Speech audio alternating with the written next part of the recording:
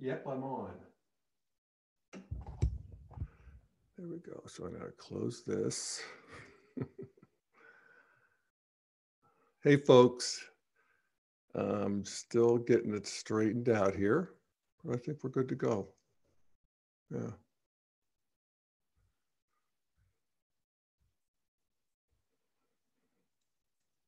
Hey, folks. Jeff Salzman here, and welcome to the Daily Evolver.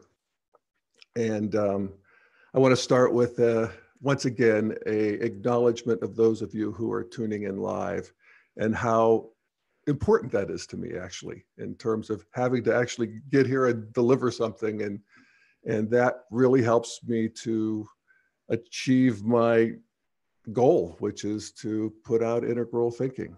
And so thank you for that. I also want to apologize to you for having a kind of a tech demon-ridden fall season here. And once again, Friday, after making a big deal of saying that I was going to do my talk with Dr. Keith live on the election, it screwed up. It screwed up. And I want to point out that it screwed up and I feel victimized by that. So anyway, I did do the talk with Keith. It wasn't live, or it wasn't a live cast, but we did post it. And it's up, and it's on my site, dailyevolver.com. I don't think they have it up on Integral Life, but it's on dailyevolver.com. And it is called Post-Election Pep Talk. Jeff consoles a dejected Dr. Keith. So I got to be therapist. All right. So today, I'm going to replay one of my very favorite episodes that I've done in this last year. And that's one I did last January with Greg Thomas. And Greg's an integral thinker who is thinking a lot about what race means at an integral level. And I'm playing it because, well, first of all, I got derailed in prep for a new one I'm putting together, which I will do on Thursday. And the reason for that is I wrenched my knee and I'm on my way to new knee surgery, which brings me to another thing I wanted to announce at some point. And that is that I'll be taking the month of December off because I'm getting a knee replacement on December 3rd. And then the holidays and so forth, I'll have recovery and everything. So I'm taking the month of December off, but I'll be back in January.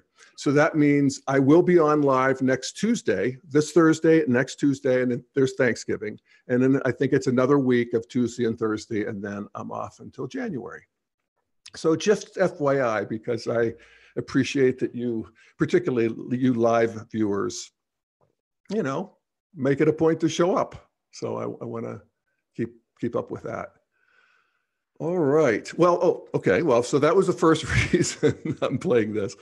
And the second reason is that this is a topic that Greg and I discussed. And basically, I'm getting a transmission from Greg here. But this topic is one that I think is really up for integral thinkers.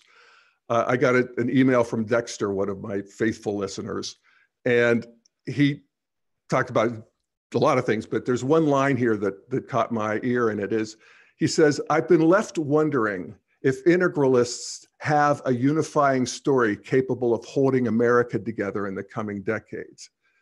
And that is, I think, a project of integralism, is to recognize that there is an integration that wants to happen after this differentiation of, the culture war between left and right, or however you want to slice and dice it. But there's a new integration that wants to happen. And I think Greg has a very, very important piece of the puzzle of what that means. And so I'm really excited. I'm going to watch it myself. I'm really excited to play this again. And I'll introduce it by just reading what I wrote at the time when I posted it. I think it was last January. And he says, and I wrote, and this is Greg Thomas, advocates transcending the postmodern emphasis on racial identity in favor of embracing what is a broader American identity, an American cultural identity, of which all Americans of all colors and all history are an inextricable part. Greg advances a rich lineage of Black intellectual thought. I mean, this is a lineage I didn't really understand, just as an aside. And, you know, I don't think postmodernity did. But it's the stream, the lineage that includes Albert Murray. So I'll start that paragraph again. Greg advances a rich lineage of Black intellectual thought that includes Albert Murray and Ralph Ellison. Today, Greg and I discuss Ellison's famous essay, The Little Man at Chehaw Station, The American Artist and His Audience. The title character, the little man at Chehaw Station, and this is a famous essay. I remember it in college even. But at any rate, the title character, the little man, stands in for any person of any station who wholeheartedly participates in the American culture. So again, the title character, the little man, stands in for any person of any station who wholeheartedly participates in American culture. And this is Ellison here. He says, as Ellison writes, quote, the little man demands that the relationship between his own condition and that of the more highly placed be recognized. He senses that American experience is of a whole, and he wants the interconnections revealed. Damn, if that isn't like one of the most integral lines I've ever read. I'm going on, and this is again Ralph Ellison. And not out of so he wants the interconnections revealed, and not out of a penchant for protest, nor out of a petulant vanity, but because he sees his own condition as an inseparable part of a larger truth in which the high and the lowly, the known and the unrecognized, the comic and the tragic are woven into the American's skein. And skein, I looked it up, means a length of thread or yarn loosely coiled, or a flock of wild geese or swans in flight, typically in a V-shaped formation. And I just love that. And I love this conversation. And so here it is, Greg Thomas and me back in January talking about the Ralph Ellison's The Little Man at Chehaw, I'm sorry, Albert Murray. Hang on. Yeah, Ralph Ellison's essay, The Little Man at Chehaw Station, The American Artist and His Audience. Okay.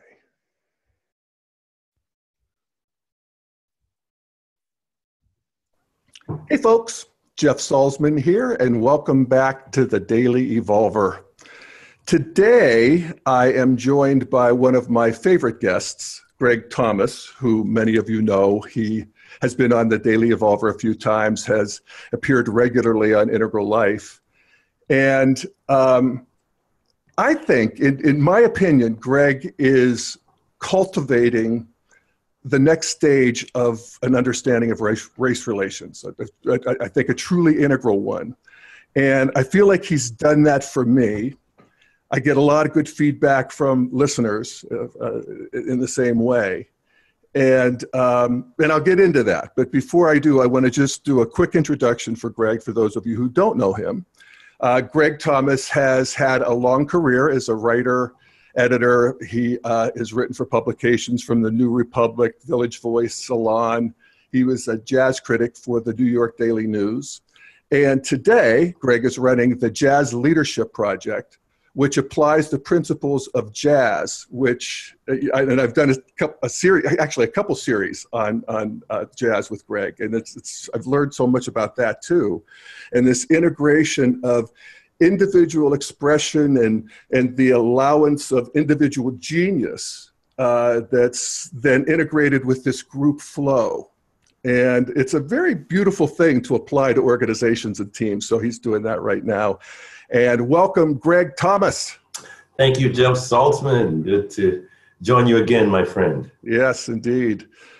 All right, so I said that I think you're really cultivating a new integral understanding of race. And that's what we want to talk about today, mainly. Okay.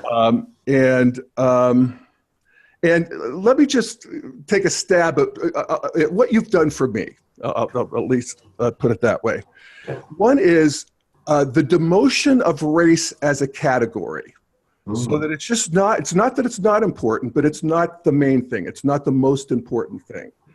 And that has really helped me to, look through race and see the person on the other side in a way that I hadn't before. And I've talked about that in a couple previous podcasts. One of them is called Cultivating an Integral American Identity, which I'd recommend to people. And also the one you and I did called Beyond Race and Victimhood.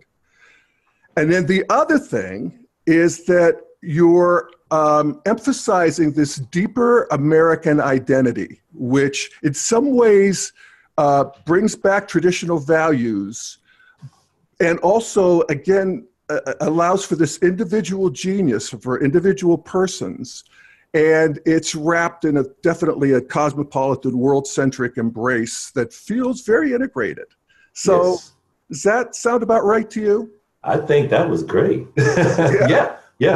That's definitely what I'm shooting for, what I'm striving for, what I'm aiming to do, because the conversation around race in our nation is so bogged down, it's been kind of stuck for so long. And I've been really studying this and applying various models, including an integral perspective, and bringing wisdom from other areas too, including the arts, including blues and jazz, as you refer to, Right. to try to do one of the things you said, demote race as an idea that is so important, because it's like a phantom. It's a ghost-like idea that we look at, and it's like, that ghost is real, you know? Yeah, I would always tell people that one of the reasons I've moved to Boulder was that in Boulder, being gay was right up there with eye color. Oh, wow. In terms Dig of that. what it meant for people. It's not that it's not nothing. It's just Right. that it's not that important. Right. And that's a relief in a way. And partly what's a relief about it is I realize how sort of gripped I was by race, actually. And I felt bad about that. I thought, does that make me racist? You know, No, not you. Not you. What it does is it makes me green, actually. Green is exquisitely tuned to race. And for all the right reasons, because they want to rehabilitate the, injustices of the past. Absolutely.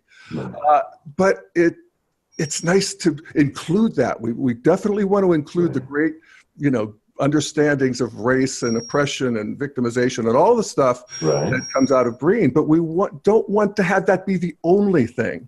And I realized how much that was the only thing for me. Well, one thing I think important when you talk about Green and a postmodern outlook, yes, you can look at the victimization, the oppression, the injustice, but if you just stay there and don't also add the responses to that from the groups of people, whether it's race, whether it's gender, sexual orientation, there are responses to those things. People are not just lame victims that, oh, woe is me.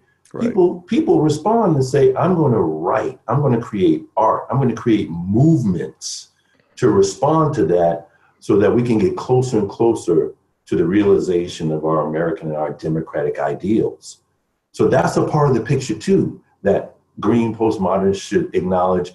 And it's not as easy, I think, to acknowledge that, because then the idea, I think, for many at Green is that if you focus on that aspect, then you're taking a light or doing less of a shining of a light on the injustices and the continuing aspects in the society that are wrong because of those things. Yeah. And that's a first tier sort of understanding, is you can only see one thing at a time. Right. And there's only so much attention. And if you put it over here, you got less over here. But not true at Integral. But not true at Integral. And we can walk and chew gum at the same time. We're ready. We're bored with this thing, you know, and we got Absolutely. It. We're ready to move on. And actually, what you've taught me, and I didn't know this, was that there's a rich tradition of this in the African American community. Absolutely. And you have your two heroes, Albert Murray and Ralph Ellison, and we talked about Murray last time. Yes. And today we wanted to, you know, I said, so what should I read about, you know, from Ralph Ellison that would give me the download? And you gave me an essay to read called "The Little Man at Cheesaw Station," which is Cheehaw Station. Cheehaw Station. Yeah. Like Hee Haw, like the show Hee Haw. Yes. With the CH in front of it. Got it. Yes. Cheehaw Station. And it's one of his most famous essays. Of course, he's most famous for his book, The Invisible Man. Right. But I was blown away by this essay. And do you want to set it up, or do you? I'll set it up. I mean, the essay begins with Ellison talking about a time in the 30s, in the early 30s, where he's had a music lesson. A music audition, actually. He was a trumpet player. He was a music major. He had the aspiration to be an American composer by the age of 26, like Wagner was. Wagner was one of his favorite composers.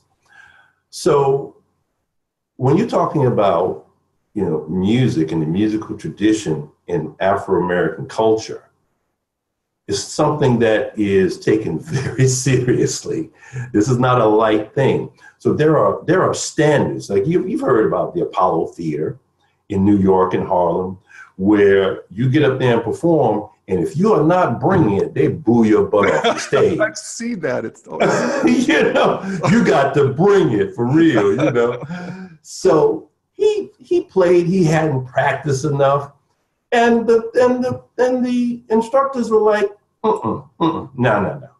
So he went to his teacher, Hazel Harrison, composer, pianist, and he was hoping to get, you know, her to pat him on the back. Oh, baby, it's okay. You know, you got to keep your standards high. But no, she gave him a riddle.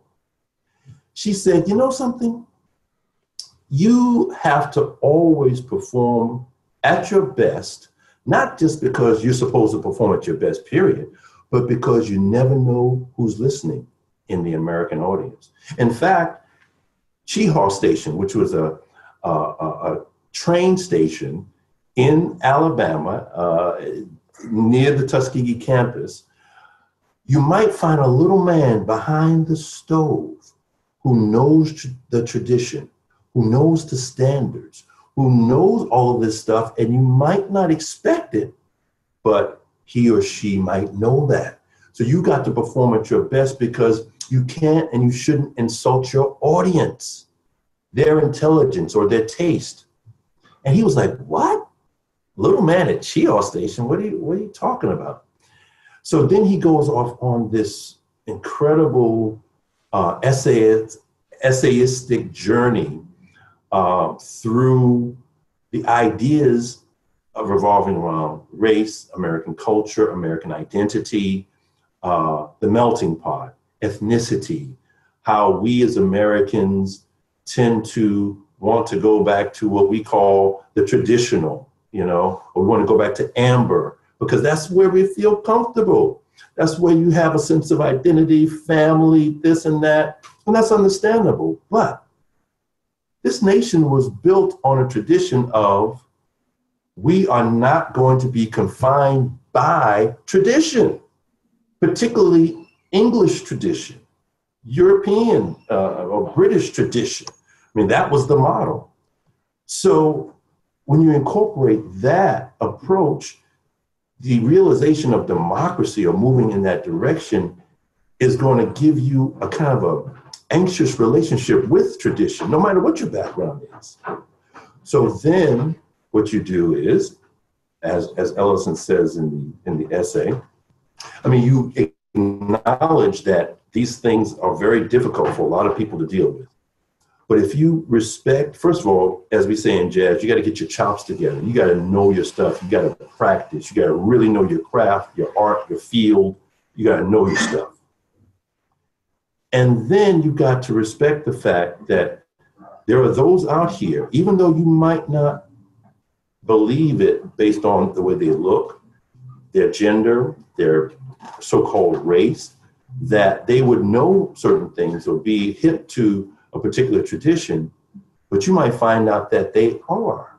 And at the end of the essay, he finds out through a very funny occurrence. He was working for the Writers Project. It was a federal project, after the Depression, where he was going around getting people to sign surveys about, as he says in the essay, some social issue which no one remembers today. He couldn't even remember. Right, And he's in this building, right?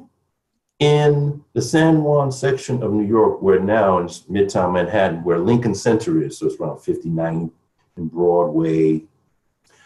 And he says he was going downstairs. He had filled his quota of getting signatures, but he heard these gentlemen, these really loud, working class, Southern idiom influenced Black men arguing vociferously over who was the best soprano in the opera at the Met.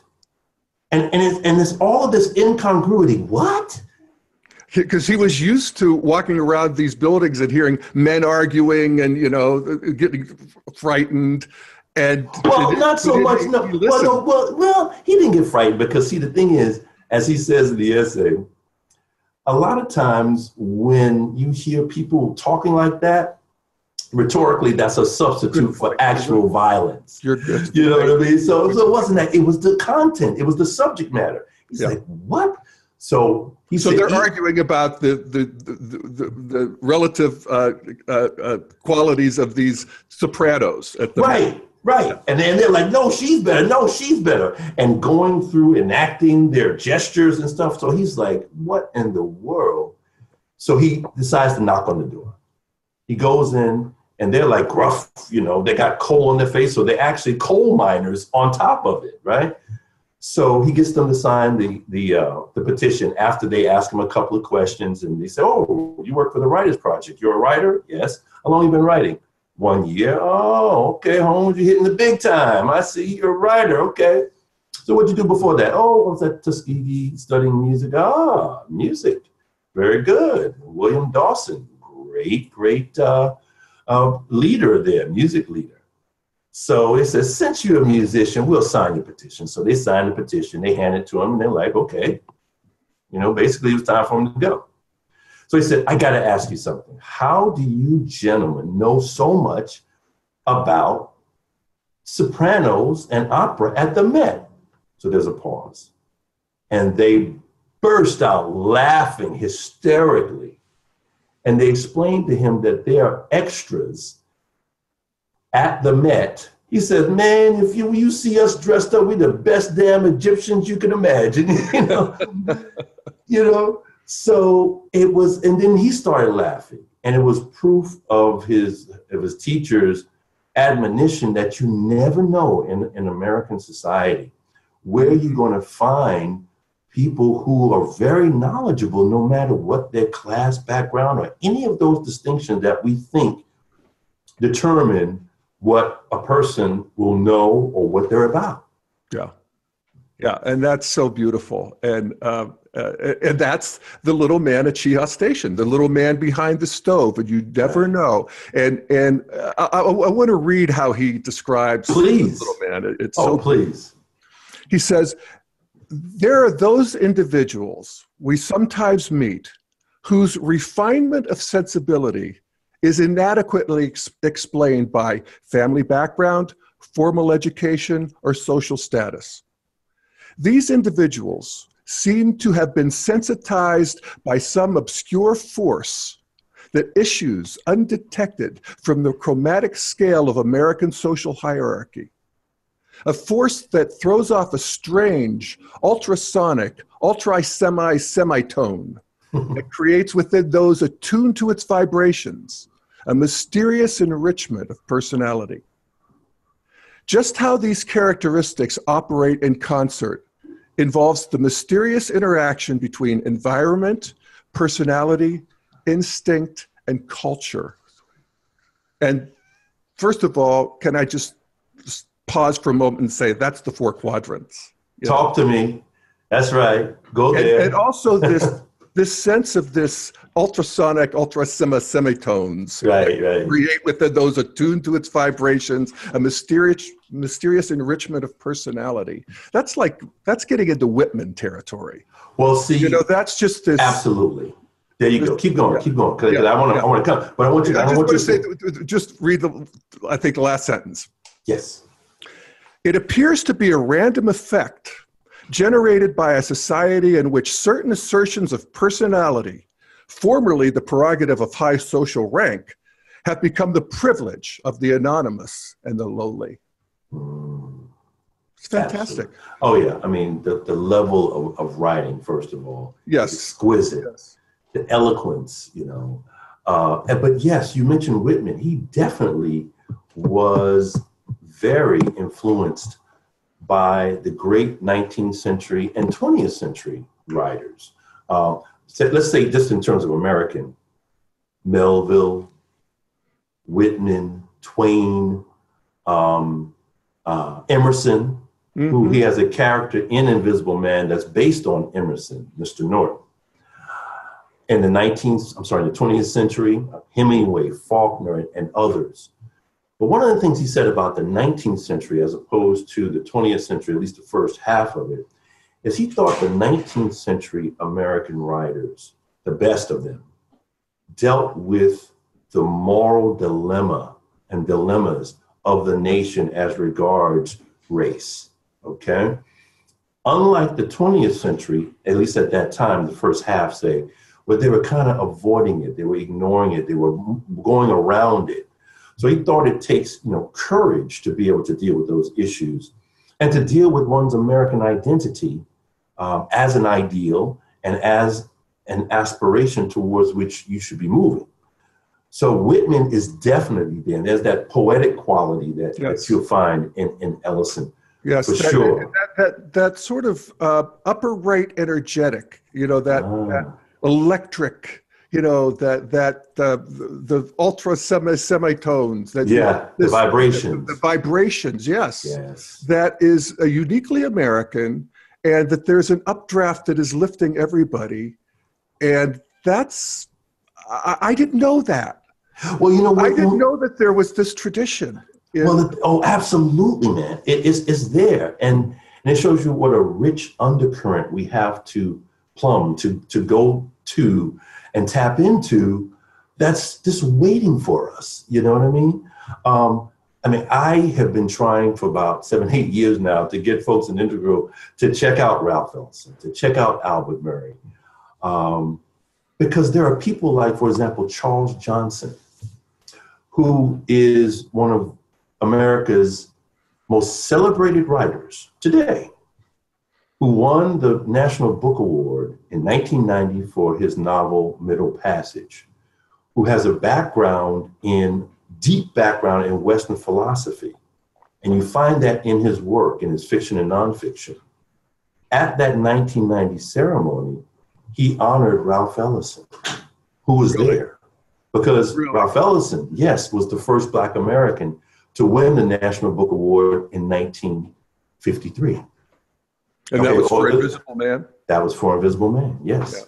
Yes. Yeah. So I mentioned this because Charles Johnson is someone who's still around today. He's a Buddhist, has books out on Buddhism. He's one of our greatest American literary figures and writers, deeply influenced by Ralph Ellison.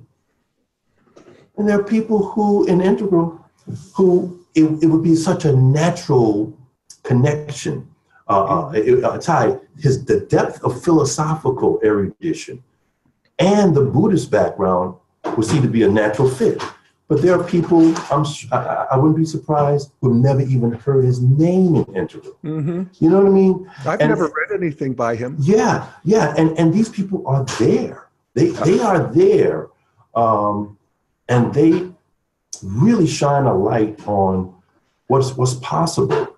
Yeah. And if we are more integrative in Integral, in terms of the references that we draw upon and the people we read, and don't assume because of a particular background, whatever those external backgrounds are, some of the ones Ellison mentioned, educational background and such.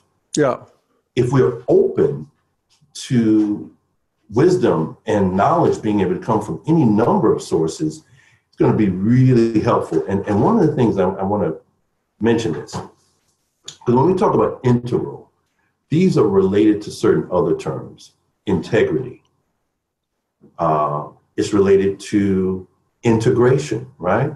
So integration, of course, in the 60s, there was the civil rights movement, which was a fight to integrate the society that was segregated. But Ellison in his work talks about the integration of the personality being the greatest level of integration. It's so beautiful. In fact, it gets to the next thing I wanted to read from him. Because he doesn't shy away from acknowledging, the inequalities. It's just, again, they're not the most important thing. The victim thing is not the most important thing. And there's a whole history of humanity victimizing and re-victimizing and all of that. Yes. But so here's what he says. He says, and he's talking again about this little man behind the stove who knows way more than you think he does. He demands that the relationship between his own condition and that of the more highly placed be recognized. He senses that American experience is of a whole, and he wants the interconnections revealed, and not out of a penchant for protest, nor out of petulant vanity, but because he sees his own condition as an inseparable part of a larger truth in which the high and the lowly, the known and the unrecognized, the comic and the tragic are woven into the American skein, which is fabric. Right. Yeah. That's as good as it gets, exactly. In terms of, there's a transcendent quality to that. And I feel like it would be so useful and a very important piece of the puzzle for today's young people. Yes. Totally agree. And so this Americanness, in Green, the only role that America plays in the racial story is the perpetrator of the original sin of slavery. Right, and the victimizer. Yeah, exactly. Victimizer, oppressor. That's true. That needs to be deeply felt, deeply seen. There's karmas that resonate to this day from all of that. But this is saying there's something else too. And I insist that you see my contribution. And that's powerful. That feels like a power.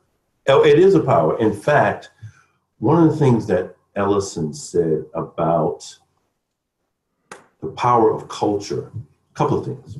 He says that, for one, if you go back to slavery times, Black folks were enslaved, so they didn't have social, political, or economic rights. Oftentimes, they didn't even have the right to celebrate birth or death. The great Harvard sociologist Orlando Patterson called that a state of social death. So that was true. But one of the things Ellison points out is that even though that was the case, it was in the cultural sphere that there was opportunity for Black folks to define their own values, which you then find in their folklore, the Brer Rabbit tales, Jack Rabbit, which became Bugs Bunny, John Henry, certain mythological tales. The blues is a part of that legacy. And he also said, I'm going to take it back to the African aspect. He says, it's interesting and ironic that perhaps the very first Americans, culturally speaking, were the Africans who became Americanized. Because when they came over, you had different tribes that were put together, right? Spoke different languages, had different traditions. But what they had to do was they had to formulate, they came from traditions that in which art was a very important aspect of their whole social fabric, cultural fabric and such. So they took the most important aspects of their cultures and they created a cultural idiom in which they were able to actually, and they were less invested in the past because they were torn away from it. So they didn't have as much of the ties as, say, maybe Irish or people from England had to the old country and that type of stuff. That wasn't there. You know, of course, there was the memory, and Black Americans, many of them want to go back to their African origins, and we can understand that. But they became kind of the first Americans, culturally speaking, ironically so. So when you look at that and you say, wow, if that's the case, then there are certain lessons that we all can learn by looking at that experience. And in that experience is not just the great artistic example of great musicians, so that's there, dance, that's there, or the level playing field that sports, when sports became integrated, it became. It's also in the intellectual sphere. It's also in the sphere of great writing. And that's one thing that I'm hoping that conversations like this will get folks who have the cognitive capacity and depth of integral folks will check out some of these people because there's a lot to learn. And I so appreciate you acknowledging the things that you've learned and your openness to it, Jeff. And I'm hoping that others will have that same openness. Well, yeah, it's such a relief. It feels like, you know, taking off a tight shoe. It's that, you know, that's the nature of emergence. It has a self authenticating quality. You feel like a bigger, better person, and you can't, you know, get or out of that. Right. That's right. Yeah. Once it happens, there's no going back. Yeah, exactly. So along those lines, so you mentioned Charles Johnson. Yes. The Middle Passage. Middle Passage is one book. He's got another book called The Dreamer, which is on Martin Luther King Jr., but it's a fictional account, and it's so powerful. Really? That came out in the late 90s. And he's got several other novels and several other nonfiction books. One that came out, I think, a year and a half, 2 years ago, I think it's called The Ways of the Writer, on his experience as a writer.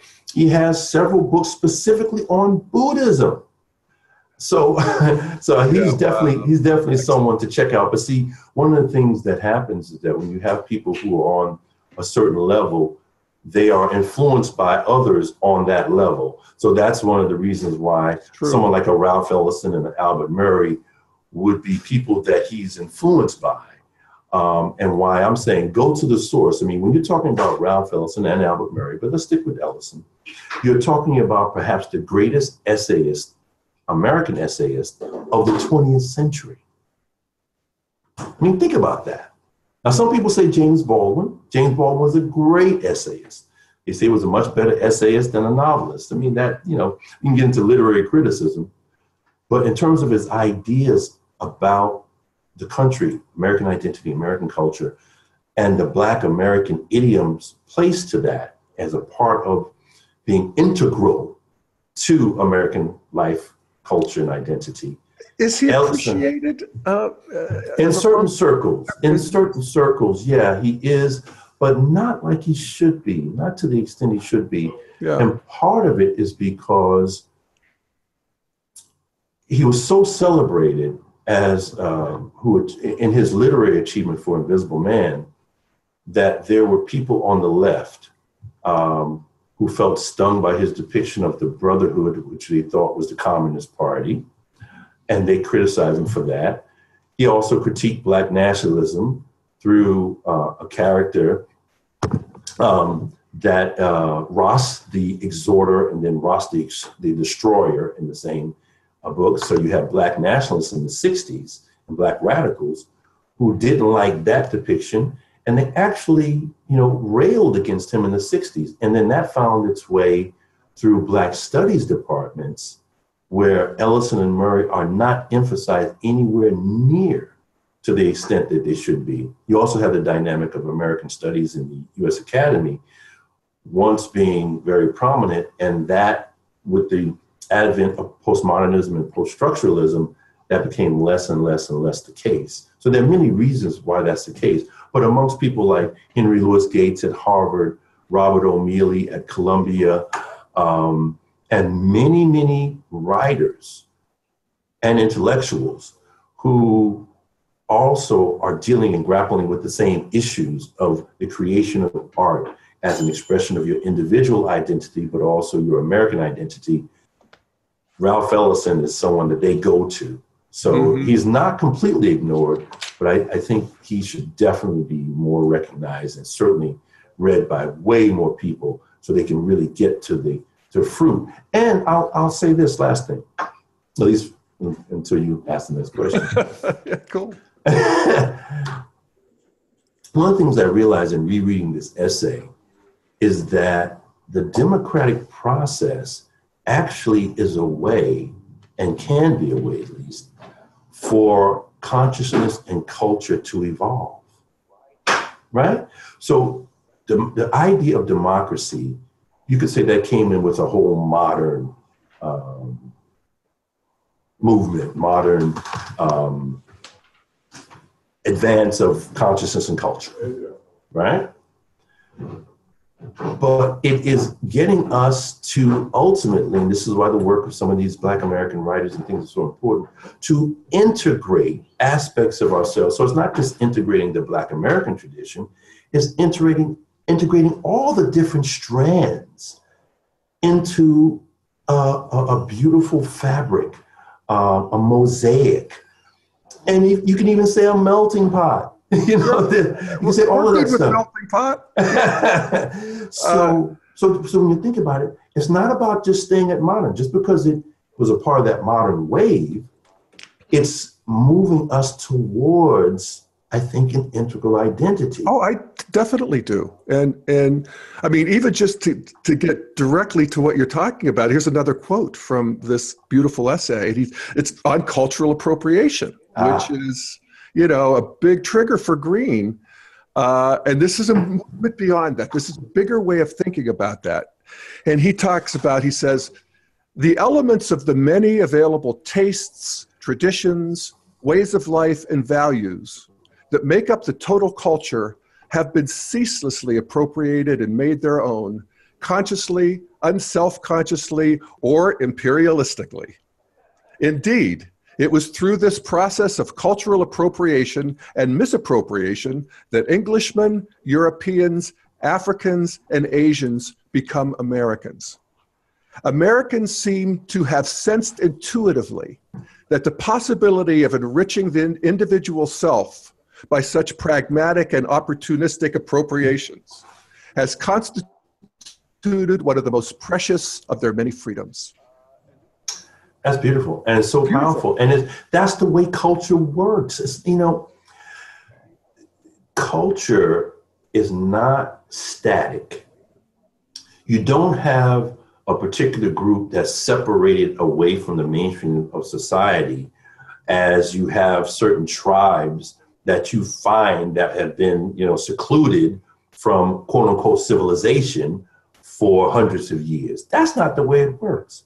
So since you're interacting with different people who come from different cultural backgrounds, that stuff is going to rub off all kind of ways.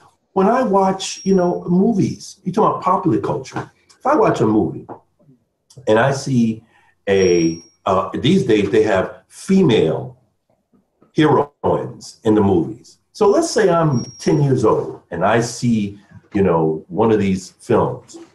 I'm going to identify with that character, that heroic character, not just, whether they were a woman, a man, and that's what happened with like Tom Mix and different characters. It's like when you're young, you gravitate to certain figures, and you're not segregating, oh, that person's doesn't have my same ethnic or racial or cultural background, therefore. No, it's like you identify with the character, you identify with the narrative arc of a story.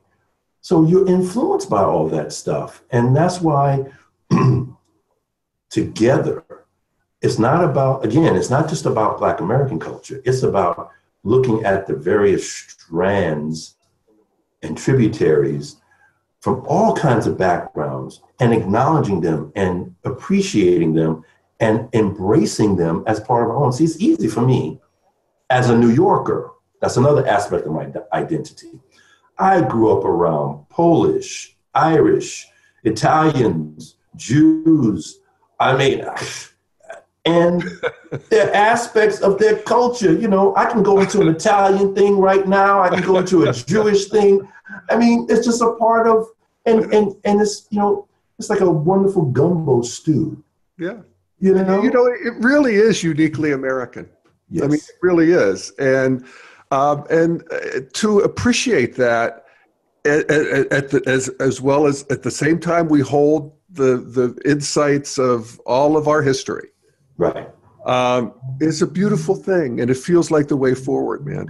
It really is. And if you look at the blues, I mean, the blues as an art form, first of all, to take it to a much higher level, all art, and this is Ellison and Murray, all art is a way through which human beings, and they are influenced by Andre Malraux and some others when they say this, all art is a way to deal with what they call, and what comes from Malraux, man's fate, humanity's fate, the human condition.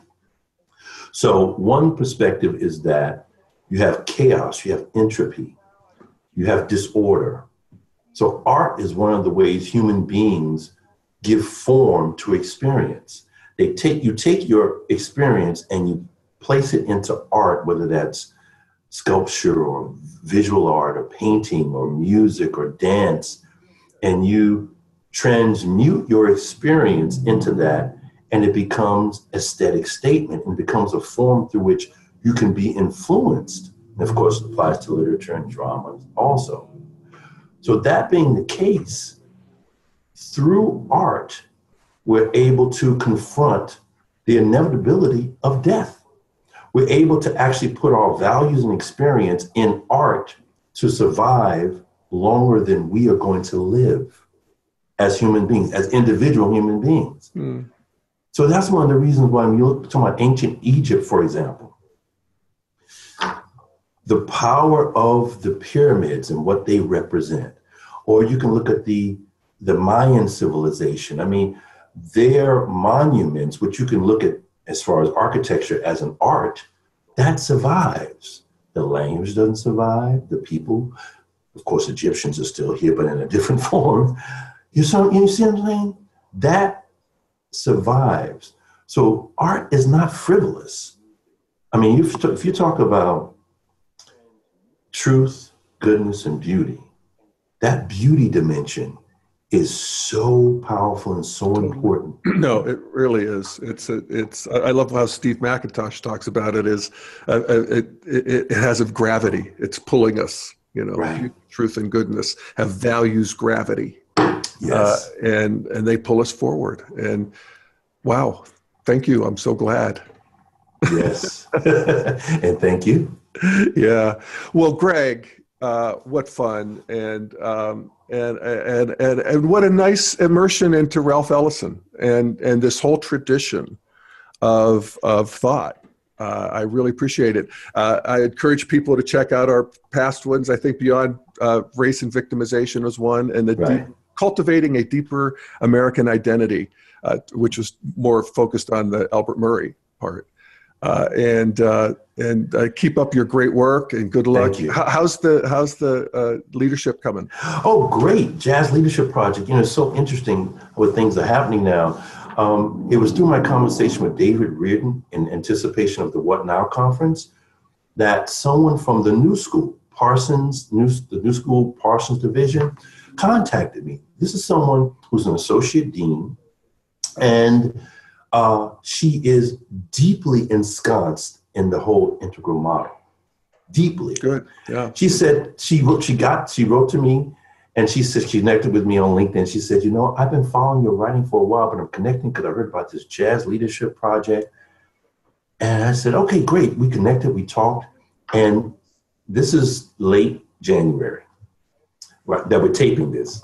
But on February 14th, I'm going to be doing a presentation of the Jazz Leadership Project for a class that she teaches called Managing Creative Teams.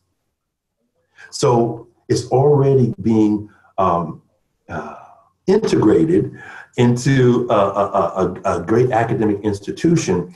And we're going to be doing other things with that school.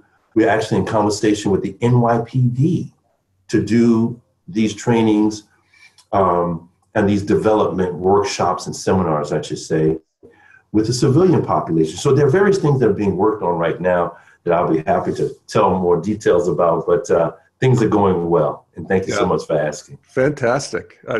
Like I said, I think it's a terrific integration of jazz and leadership. It really is something, isn't it? There's something there. Absolutely. All right, my friend. Well, thank you, Greg Thomas.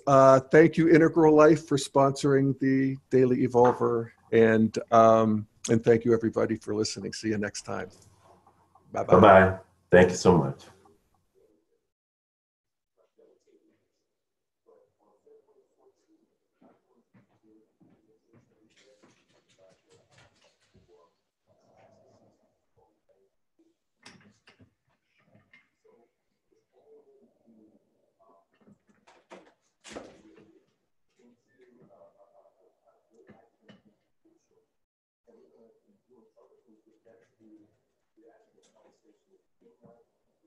These trainings and these development